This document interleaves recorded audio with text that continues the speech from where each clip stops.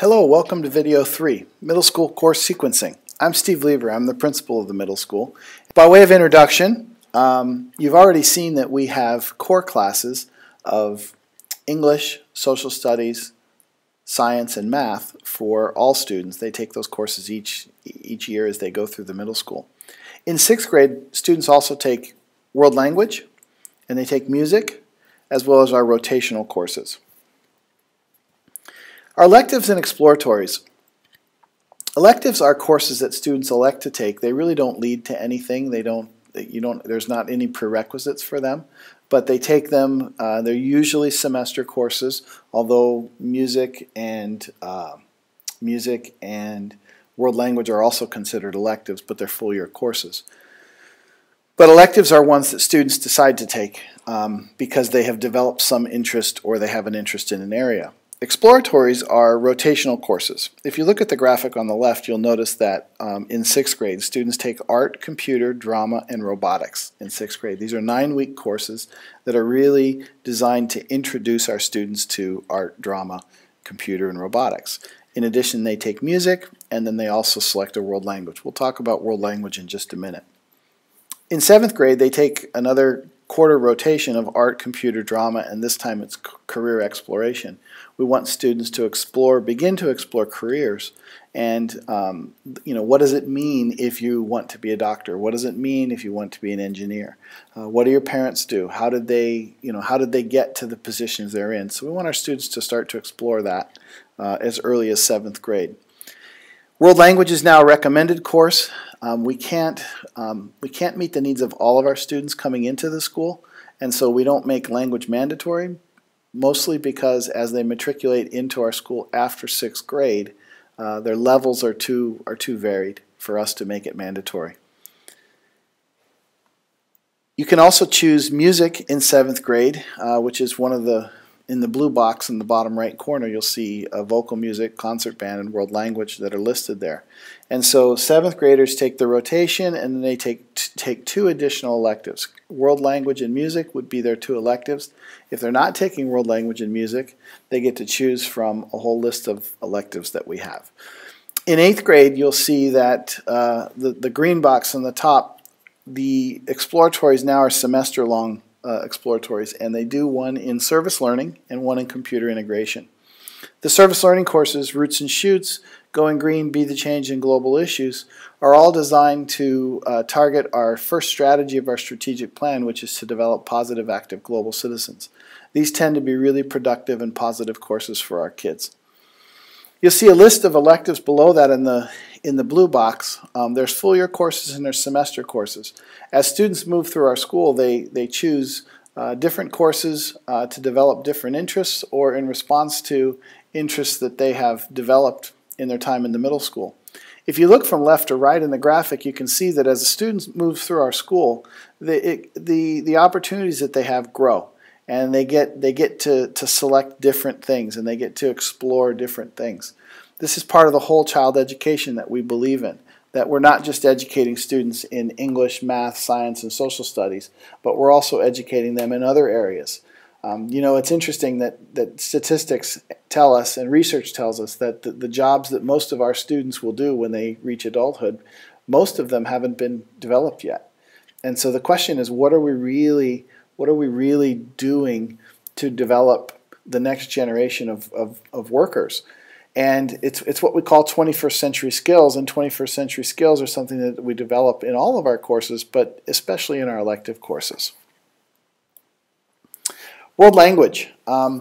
You'll see that we have French, Spanish, Arabic as a foreign language, and Modern Standard Arabic as our language offerings. And we have 4 levels of these languages, with the exception of AFL and Modern Standard Arabic, where we have only 3 levels. So we have an A level. If you look on the left-hand side, we have A, and then in the center column we have B, C, and then in 2 instances, Spanish and French, we've actually found it necessary to create a D level because we have students that have been very high achieving. What I'd like to point out is that if a student goes through our normal sequence of Spanish A, Spanish B, Spanish C, they leave our school and they go into Spanish 2 in the high school. So what a Spanish student does in 1 year in Spanish 1 in the high school, our students will do over 3 years. So our level of expectation is not as great as the high school students, but because we take 3 years to do really that foundational year of Spanish or French or AFL or Modern Standard Arabic, our students are quite strong when they get to the high school. Their knowledge of the language is fairly strong. Now, in the bottom of the list, you'll see Spanish D and French D. A couple of years ago, we found that we had students that were just becoming exceptionally strong. I'm not sure exactly what to attribute that to. Perhaps it's the elementary program developing students a little bit earlier. But we found that our students were really at a high level, so we created a D level course. Now, the D level is a fairly rigorous level. And so where a student in Spanish C will exit and go to Spanish 2, a student from Spanish D will exit and go to Spanish 3. So what Spanish D is it's basically the high school equivalent of Spanish 2, which is a fairly rigorous course. Now, some students and parents would like their students to achieve at an even higher level. I will argue that this is really an appropriate level. Spanish C is fairly appropriate. Spanish D is appropriate because in our high school, students have to take 2 years of language. And after the 4th year of language becomes very difficult. Language is a difficult subject anyways. But after the 4th year, it's very difficult. So we feel very happy with this sequence, and we know that our students leave as fairly strong language students. Math placement. One of the things that we have spent a lot of time on the last few years is our math placements and making sure that they are appropriate. We have 2 goals when we place students. One is that we want the placement to be the appropriate placement. By that we mean we want a student to be challenged, but we don't want them to be overwhelmed. And so as a result, we level our classes. We have a regular math and we have a high math, and I'll explain those in just a couple of minutes. The second goal that we have is we want our program to be pretty agile. What we mean by that is we don't want to pin students in to a level where they get stuck. So in other words, a student who comes in to the American system, which is different than the system from, say, the UK. And it's not that they are poor math students. They may have been a very good math student in the UK, but because of the difference in the system, they have a little bit of time of adjustment.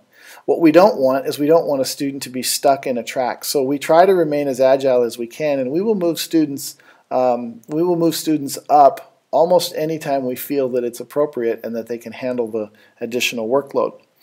There's 3 things that we use to determine that placement. Current academic performance, which is number 1 at the top of the screen.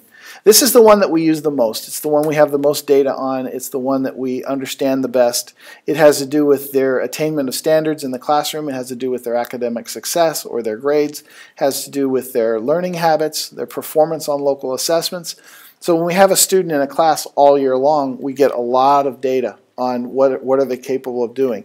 We have some longitudinal data on how they have done against standards that are being approached and attacked and met or exceeded in a classroom.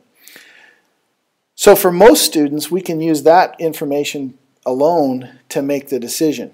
But we don't want that to be the only thing that we can use to place students. So the second leg of this chair comes in with measures of academic progress. The second thing that we'll use is our MAP scores. MAPs are an internationally normed assessment. Our students take it 3 times a year.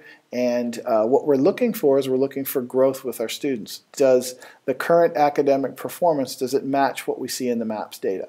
In most instances, it does. In most instances, we can look at MAP data and we look at work habits and it matches, and we feel like we can make a pretty informed judgment on what the proper placement is.